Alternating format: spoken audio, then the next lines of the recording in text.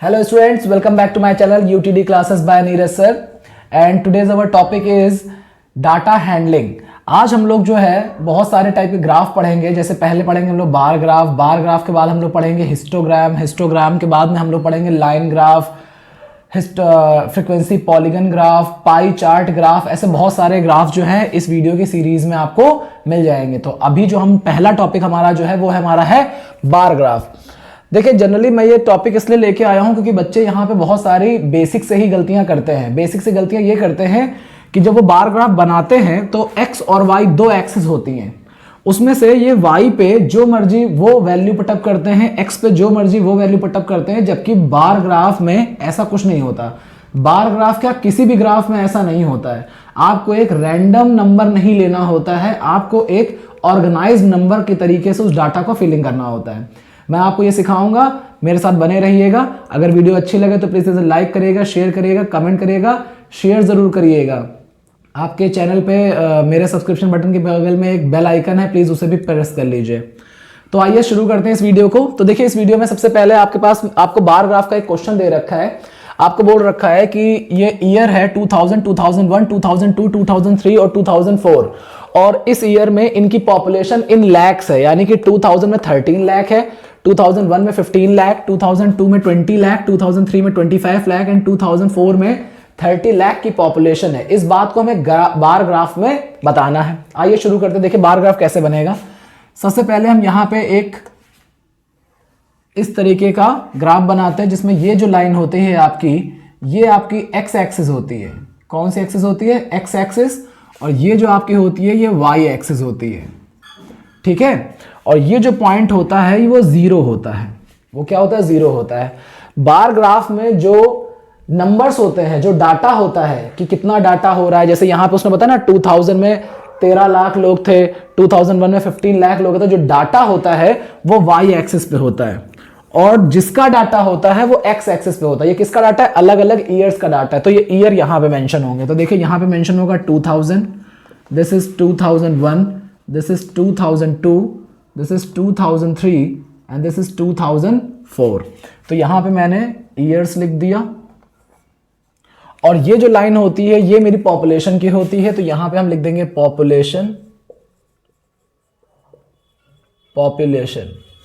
अब देखिए पॉपुलेशन लिखने का कुछ तरीका होता है। अब जैसे इस क्वेश्चन में देखिए ध्यान से जरा पॉपुलेशन को देखिए। इस पॉपुलेशन में आपको देखिए यहाँ पे 13 है, 15 है, 20 है, 25 है, 30 है। तो हम यहाँ पे जो नंबर लेके चलेंगे वो बहुत ही ध्यान से ऑर्गेनाइज फॉर्म है।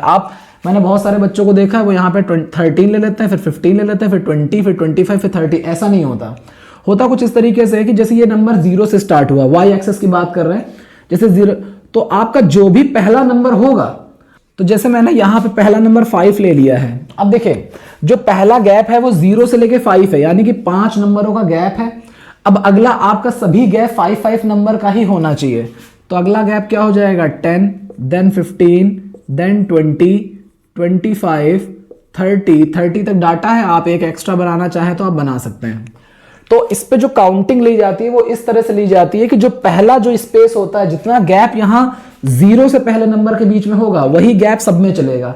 लाइक अगर मैंने यहां 10 लिया होता 10, तो अब 20, 30, 40, अब 10 का गैप चलता। मैंने 20 लिया होता तो 20, 40, 60, 20 का गैप चलता। अगर मैंने 1 लिया होता फिर मैं 2, 3, 4, 1 का गैप लेके चल रहा होता। तो यहाँ पे वाई एक्सिस का गैप बहुत जरूरी होता है। अब देखिए इस क्वेश्चन में अगर ये ग्राफ होता, ग्राफ पेपर होता, तो आपको पता है ना कि जो यहाँ पे होते हैं, यहाँ पे 10 छोटे कॉलम होते हैं। क्या होते हैं? 10 छोटे कॉलम होते हैं। यहाँ पे 10 छोटे कॉलम होते हैं। तो इस क्वेश्चन में अब हमारे पास 2000 में 13 डाटा है। 13 कहाँ आएगा? देखिए ये 10 है, ये 15 है। 10 और 15 में यहाँ पे 10 छोटे कॉलम बने होंगे। 1, 2, 3, 4, 5, 6, 7, 8, 9 और वो 10। तो देखिए हर कॉलम यहाँ पे 2 कॉलम 1 की काउंटिंग में है। जैसे कि यहाँ पे हम जैसे यहाँ 10 है तो ये 2 कॉलम होंगे तो 11, फिर 2 कॉलम होंगे तो 12, फिर 2 कॉलम होंगे तो 13, फिर 2 कॉलम होंगे तो 14, फिर 2 कॉलम के बाद 15 हो जाएगा। तो 2 कॉलम के बाद में क्या हो जाएगा? 10, ये हो जाएगा, यहाँ पे हो जाएगा 11, यहाँ पे हो जाएगा 12 और ये हो जाएगा इस जगह पर 13। तो यहाँ से 13 इस जगह पे आएगा आपका 13। जब आप ग्राफ का पेपर बनाएंगे, ग्राफ के पेपर में आपको ज़्यादा क्लैरिटी से दिखाई पड़ेगा। तो ये हो गया 13 पे आपको ये पहला बार ग्राफ बन गया। ऐसे 2001 में कितना है 15, तो 15 कहाँ है, इस जगह पे है यहाँ तक, तो ये 15 पे हो गया। फिर 2002 में 20 है, तो 20 कहाँ तक है, इस जगह तक है, तो यहाँ पर ये 20 हो गया। 2003 में 25 है, तो 25 यहाँ तक है, इस जगह तक, तो ये आपके पास में 25 हो गया। और देन 2004 में 30 है, तो 30 कहाँ है, ये यहाँ पे इस जगह तक है, तो यहाँ पे आपने ये 30 का डाटा ले लिया। इस तरह से ये मेरा डाटा है। और यहाँ पे हम लिख देंगे, क्या लिखेंगे कि 1 block is equals to 5 lakh. जो एक ब्लॉक है वो 5 लाख का पॉपुलेशन है। तो इस तरह से ये हमारा बार ग्राफ बनेगा। तो इस पूरे बार ग्राफ में सबसे आसान जो है ये पूरा प्रोसेस है, बस समझना 2 चीज़ों की है।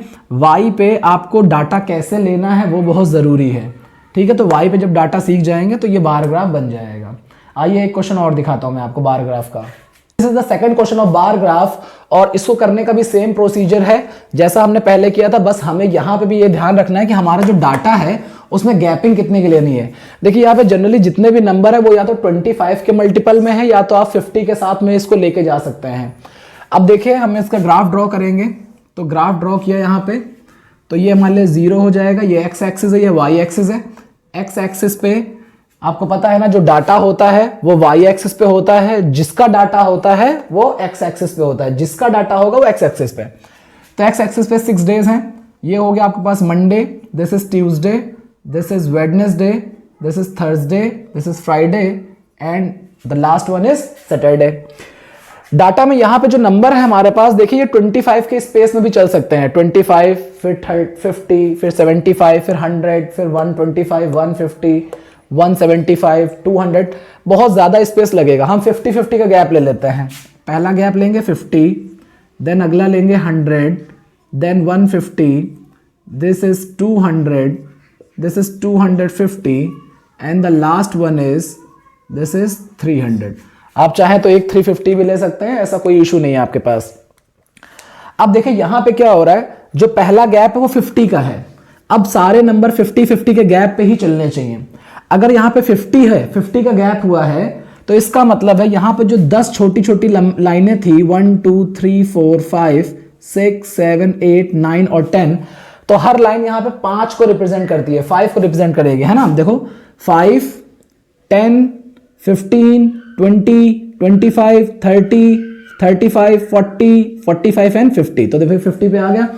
फिर और आगे करेंगे तो यहां पे क्या है, हर लाइन को 5-5 की काउंटिंग में लेके चलेंगे। यही चीज आपको बस बार ग्राफ में क्या सभी ग्राफ में आपको यही समझना है कि दिए गए डाटा के अकॉर्डिंग आपको इसमें नंबर लेने कैसे हैं, और उस नंबर को लेने के बाद जो यहाँ पे हर एक छोटी डंडी होती है, हर एक छोटा जो ब्लॉक होता है उसकी काउंटिंग कितनी है, उसकी क्वांटिटी कितनी है।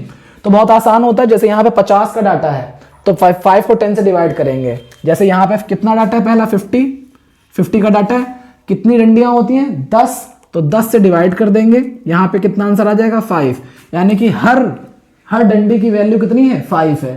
तो इस तरह से आप सभी डाटा में पता कर सकते हैं। लाइक यहाँ पे अगर मैंने पहला डाटा 0 से 4 बनाया होता, ठीक है, तो यहाँ पे क्या होता 4/10 कर लेते, हर डंडी 0.4 वैल्यू की होती। इस तरह से आपको पता चल जाता कितना स्पेस यहाँ पे लेना है।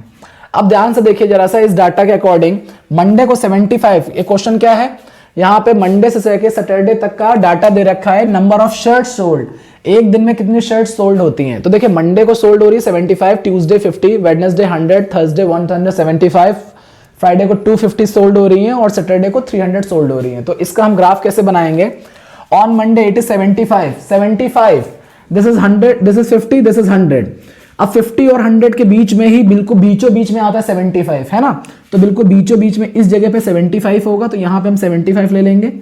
ग्राफ में, क्योंकि मैं तो बोर्ड पे आपको समझाने के लिए बता रहा हूं, आप ग्राफ में बनाएंगे तो ये ज्यादा आसानी से बनेगा।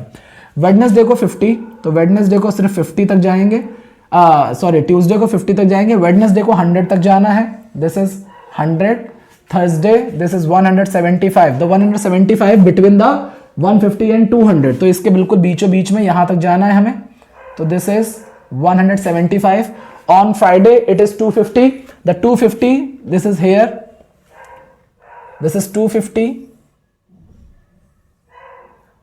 On Saturday the value is 300 shirts will be sold, 300 shirts sold. तो सैटरडे 300, तो यहां तक हम आपको 300 पर लेके चले जाएंगे. So this is our data. और यहां पे हम क्या लिख देंगे कि 1 block is equals to 50 shirts. और एक ब्लॉक यहां पे कितने का है? 50 शर्ट्स का है. तो इस तरह से ये हमारे लिए क्या है? डेज हैं. और ये यहां पे क्या है? Number of shirts sold. ये क्या है? Number of shirts sold. तो इस तरह से आप बार ग्राफ बनाएंगे. सभी बार ग्राफ ऐसे ही होते हैं. कभी एक बार ग्राफ आता है कि एक बच्चे के मैथ में, साइंस में, एसएसटी में, इंग्लिश में इतने इतने मार्क्स हैं, उसका बार ग्राफ बनाइए. तो यहाँ पे क्या करेंगे? सब्जेक्ट डाल देंगे, Hindi, English, math, science, SST, computer, geography, और इस तरफ मार्क्स लिख देंगे 10, 20, 30, और जो भी नंबर आएगा उसके हिसाब से हम उसका ब्लॉक बना देंगे. तो आई होप आपको बार ग्राफ समझ में आ गया होगा. Hello students, so this is the question number 3 of bar graph, but this graph is depend upon the double bar graph. देखिए डबल बार ग्राफ कैसा बार ग्राफ होता है. देखिए यहाँ पे ध्यान से, तो बार ग्राफ है ये डबल वाला. इसमें क्या होगा? एक साथ दो चीजों का डाटा दे रखा होगा. जैसे यहाँ पे देखिए कुछ सब्जेक्ट दे रखे हैं, maths, English, science, history and Hindi, और दो स्टूडेंट है. एक का नाम है रीमा और एक का नाम है सीमा. रीमा के मैथ्स में 90 नंबर, इंग्लिश में 60, साइंस में 85, हिस्ट्री में 75 एंड हिंदी में 70 मार्क्स. बट सीमा के नंबर कितने हैं? मैथ्स में 85, इंग्लिश में 70, साइंस में 80, हिस्ट्री में 85 और हिंदी में 75. मुझे एक ही ग्राफ के अंदर इन दोनों का डाटा बनाना है. इसी चीज को बोलते हैं डबल बार ग्राफ. तो आइए देखते हैं कैसे बनेगा. सबसे पहले हमने यहां पे एक ग्राफ ड्रॉ कर लिया. इस जगह 0 लिख लिया. यहां पे क्या है? यहां पे सब्जेक्ट्स लिखेंगे, क्योंकि जिसका डाटा होता है वो यहां नीचे होता है. तो किसका डाटा है? सब्जेक्ट्स का डाटा है. और यहां पे क्या है? यहां पे मार्क्स है. यहां पे क्या है? मार्क्स है. यहां पे क्या है? मार्क्स है. अब ये मार्क्स में यहां सब्जेक्ट भर लीजिए. तो यहां पे सबसे पहला सब्जेक्ट है मैथ्स, फिर मैथ्स के बाद क्या है? इंग्लिश, फिर इंग्लिश के बाद मैथ्स के बाद क्या है आपके पास? इंग्लिश, इंग्लिश के बाद आपके पास है साइंस, साइंस के बाद आपके पास है हिस्ट्री, और हिस्ट्री के बाद आपके पास में है हिंदी. ये है हिस्ट्री, ये है साइंस, ये है इंग्लिश और ये है मैथ्स. तो मैंने यहाँ पे सब्जेक्ट लिख लिए हैं. अब सब्जेक्ट लिखने के बाद में अब हम यहाँ पे इस वाली लाइन में हमें डाटा भरना होता है. अब जरा दोनों ही नंबर्स को जरा ध्यान से देखिए. ये सारे नंबर जो है 10 के आसपास में है ना? 10, 5, 10, 5, 10, 5 ऐसे डाटा है. तो यहाँ पे हम जो काउंटिंग लेंगे वो 10 की ही लेंगे. 10 की डाटा लेंगे. तो 10 से डाटा लेना शुरू कर दिया. यहां पे हो जाएगा 10, this is 20, this is 30, 40, 50, 60, 70, 80, 90 and 100. यहां पे 100 हो गया. इस तरीके का ग्राफ सबसे आसान होता है. कोशिश किया करिए कि आप लोग ज्यादा से ज्यादा डाटा में 10 की काउंटिंग लिया करिए, क्योंकि यहां पे जो छोटे ब्लॉक होते हैं वो 10 होते हैं. तो हर ब्लॉक 1 की काउंटिंग में आ जाता है. 1 2 3 4 5 6 7 8 9 10. तो हर छोटे छोटे ब्लॉक 10-10 की काउंटिंग में आ जाते हैं. तो उन्हें लिखना और भरना आसान हो जाता है. अब देखिए यहां पे कैसे करेंगे. डाटा में आप बारी बारी एक एक डाटा बनाइए. पहले आप जो है रीमा का डाटा बनाइए. जैसे रीमा में मैथ्स में 90 मार्क्स है, तो मैथ्स में 90 मार्क्स है. बस थोड़ा सा साइड में थोड़ा सा स्पेस दे के बनाइएगा. तो यहां पे हमने रीमा के 90 मार्क्स का ग्राफ बना दिया. उसके बाद में अगर आपको सीमा का भी तुरंत बनाना है तो सीमा का 85 है. तो 85 कहाँ होगा? 90 और 80 के बीच में. यहां पर 85 का ग्राफ हो गया. ये रीमा का हो गया, ये सीमा का हो गया. सीमा के ग्राफ को ऐसे इस तरह से किसी एक ग्राफ को आप हाईलाइट कर लीजिए ताकि आपको आइडिया रहे. जो प्लेन ग्राफ है वो रीमा का है. प्लेन ग्राफ किसका है? रीमा का है. और सीमा का कैसा ग्राफ है? लाइनिंग वाला है ना? तो पता चल जाएगा. इंग्लिश में कितना है? रीमा के 60 मार्क्स हैं. तो ये रहा 60 मार्क्स. यहां पे ये हो गया इंग्लिश में 60 मार्क्स हो गया रीमा के. और सीमा के हो गए 70 मार्क्स. 70 मार्क्स उससे जस्ट थोड़ा सा ऊपर है. 70 मार्क्स हो गए. और ये दोनों का बार ग्राफ हो गया. साइंस में रीमा के नंबर है 85, 85, 90 और 80 के बीच में आ जाएगा. यहां पे ये हो गया रीमा के नंबर. और सीमा के नंबर कितने हैं? 80. तो 80 वहां के थोड़ा सा नीचे हो जाएगा. ये हो जाएगा सीमा के मार्क्स. उसी तरीके से हिस्ट्री में रीमा के नंबर है 75। 75 कहाँ होगा? 70 और 80 के बीचों बीच में होगा, तो यहां बीचों बीच में इस जगह पे आएगा। और सीमा के 85 है, 85 उससे थोड़ा सा और ऊपर आएगा इस जगह पे, यहां पर। ये हो गया सीमा का ग्राफ। उसके बाद हिंदी में रीमा के 70 मार्क्स हैं, तो ये रहा इस जगह तक 70 मार्क्स हैं। आप स्केल से करेंगे तो आपको बहुत एक्यूरेसी मिल जाएगी। और उसके 75 है, 75 थोड़ा सा ऊपर लेके जाएंगे और ये 75 का ग्राफ बन जाएगा। तो इसे कहते हैं डबल बार ग्राफ। यहां पे हम ऐसे शो भी करेंगे। कैसे शो करेंगे? ये कौन है? ये है रीमा और ये कौन है? सीमा। ठीक है, दोनों के लिए वही सेम चीज है। 1 block is equals to 10 mark, और यहां भी 1 block is equals to 10 marks. ठीक है, ये कौन है? यहां पे आप दिखा दीजिए रीमा और यहां पे आप दिखा दीजिए सीमा। बस ये आपका ग्राफ बन जाएगा। और ये बहुत इंटरेस्टिंग और अच्छे ग्राफ है, इनकी वजह से आपको पेपर में अच्छे नंबर मिल जाते हैं। तो इस तरह से हमने बार ग्राफ अपना खत्म कर लिया है। बार ग्राफ में मैंने आपको 2 सिंपल क्वेश्चन और एक डबल बार ग्राफ बना के सिखाया है। अब हमारा जो अगला टॉपिक है वो है हिस्टोग्राम। आइए हिस्टोग्राम देखते हैं।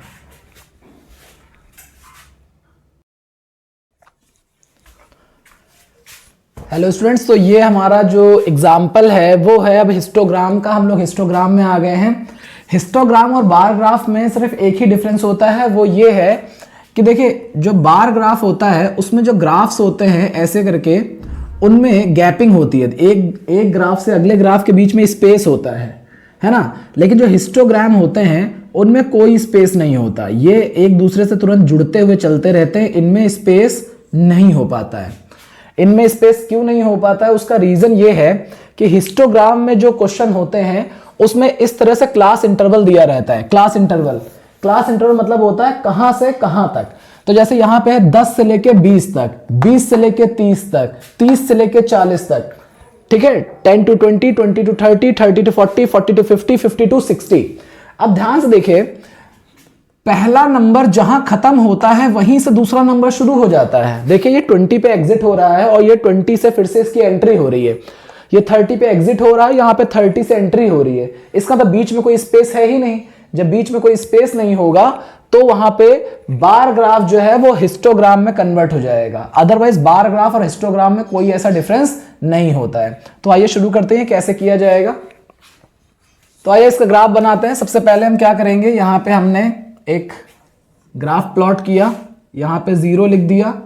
यहां पे जिसका ग्राफ बनाना होता है वो नीचे होता था बार ग्राफ में। यहां पे CI रहेगी, हमेशा क्या रहेगा? CI यानी कि क्लास इंटरवल। ये जो CI है, CI मतलब क्लास इंटरवल, तो CI यहां पे रहेंगे। अब CI लेने का तरीका क्या है, ध्यान सुनिए, गलत नहीं करिएंगे। आप 10 to 20 नहीं लिखेंगे, आप बस जनरल डाटा लिखेंगे। CI लेते समय अब हमें दोनों लाइनों पे सेम स्पेस लेना पड़ेगा। जैसे कि बार ग्राफ में तो क्या होता था, यहां पे कुछ नाम और नंबर और डेज और स्टूडेंट के नेम ये सब लिखा रहता था, और यहां पे हम लोग जो है वो सेम गैपिंग के नंबर लेते थे। लेकिन हिस्टोग्राम में ऐसा नहीं होता। हिस्टोग्राम में यहां भी सेम स्पेस लेना पड़ता है, सेम गैपिंग लेनी पड़ती है, और यहां भी सेम गैपिंग लेनी पड़ती है। जैसे कि आपके क्लास इंटरवल जो है वो 10, 20, 30, 40, 50 ऐसे करके चल रहा है, तो 10 के गैप में चल रहा है। तो हम यहाँ 10 के गैप से शुरू करेंगे। यहाँ पे 10, 20, 30, 40, 50, 60 है ना। और यहाँ पे जो काउंटिंग है वो इस डाटा को देख के ली जाती है। अब ये वाला जो डाटा है वो कैसे चल रहा है, देखिए मैक्सिमम डाटा इसमें 18 का है, तो हम इसमें 2-2 का स्पेस ले सकते हैं। 2 के स्पेस से ले लीजिए, मान लीजिए मैंने 2 ले लिया, फिर 4 ले लिया, फिर 6, फिर 8, फिर 10, फिर 12, फिर 14, फिर 16, फिर 18 और फिर 20। यहां तक मैंने ले लिया। ये मेरे लिए क्या है, ये फ्रीक्वेंसी है हमारी। ये क्या है, फ्रीक्वेंसी है। और ये हमारा क्या है, क्लास इंटरवल दे रखा है। अब देखिए कैसे बनेगा। सबसे पहले 10 से 20 तक जाना है। ये रहा 10 और ये रहा 20, इधर से कोई मतलब नहीं है। 10 से 20, तो 10 से 20 जहां जाने को बोलेगा वहीं जाएंगे। कह रहा है 10 से 20 में खाली 8 तक जाना है, तो 10 से 20 में 8 तक जाना है, यहां तक जाना है। तो ये रहा 10 से 20, 10 से चले हैं 20 पे खत्म हो जाएंगे, 10 से 20। अगला वाला 20 से 30 जाना है और 12 जाना है, तो 12 कहाँ, यहाँ तक है, इस जगह तक आना है मुझे, तो ये है 20 से, तो 20 से चलेंगे और 30 पे खत्म हो जाएंगे, ठीक है। फिर 30 से 40 पे 18 कहाँ है, यहाँ पर है, इस जगह पर, यहाँ तक चलना है, तो 30 से शुरू करेंगे, 30 से शुरू करेंगे और 40 पे खत्म हो जाएंगे। फिर 40 से शुरू करेंगे, 50 पे खत्म हो जाएंगे, कहाँ पे, 10 पे, तो ये रहा आपके पास 10, तो ये हो गया 40 to 50, और 50 to 60 में 5 पे खत्म होंगे। 5 कहाँ होगा, 4 और 6 के बीचों बीच में, तो 4 और 6 के बीचों बीच में इस जगह तक का आपका डाटा चलेगा। तो बस ये आपके पास क्या हो जाएगा, हिस्टोग्राम हो जाएगा। और यहाँ पे इसका डाटा नहीं, बस यहीं का डाटा देंगे, यहाँ पे हम लिखेंगे 1 block is equals to 2 units. यहाँ पे जो हमने एक ब्लॉक लिया है वो 2-2 यूनिट का ले रखा है। इस तरह से ये आपका क्या हो जाएगा, हिस्टोग्राम बन जाएगा। ये आपका क्या हो गया, हिस्टोग्राम हो गया। तो हिस्टोग्राम में बस इतना याद रखना है कि जहां तक वो जिस नंबर से शुरू करेगा उसी नंबर से आप शुरू करेंगे। और देखिए यहाँ पे कोई गैपिंग नहीं हो रही है, 10 से 20, फिर 20 से 30, फिर 30 से 40, फिर 40 to 50, फिर 50 to 60, और डाटा खत्म हो जाएगा। आई होप आपको ये समझ में आ गया होगा। अगर आपको कोई इश्यू हो रहा है तो प्लीज आप जो है कमेंट बॉक्स में अपना क्वेश्चन डाल सकते हैं। आइए नेक्स्ट क्वेश्चन देखते हैं इसी का। So this is the second question of histogram, or in this question the CI given us 30 to 60, 60 to 90, 90 to 120, 120 to 150, 150 to 180, 180 to 210 and 210 to 240। और यहाँ पे लिखा नंबर ऑफ स्कूल्स, ये किसी चीज की बात हो रही है नंबर ऑफ स्कूल्स में। तो यहाँ पे देखिए डाटा जो आपको दे रखा है, फ्रीक्वेंसी मान के चलेंगे, नंबर ऑफ स्कूल बोलिए चाहे ना बोलिए, आप इसे फ्रीक्वेंसी बोलिए, कोई इशू नहीं है, ठीक है, आप इसे फ्रीक्वेंसी लिख लीजिए। तो यहाँ फ्रीक्वेंसी किसकी है, पहले डाटा की 6 है, फिर 12, फिर 13, ऐसे करके यहाँ पे। तो पहले हम इसका हिस्टोग्राम बनाना शुरू करेंगे। तो हिस्टोग्राम में कैसे होगा, ध्यान से देखिए, ये हो गया 0 हमारे पास। अब ध्यान से देखिए, हमारा जो CI है वो शुरू हो रहा है 30 से।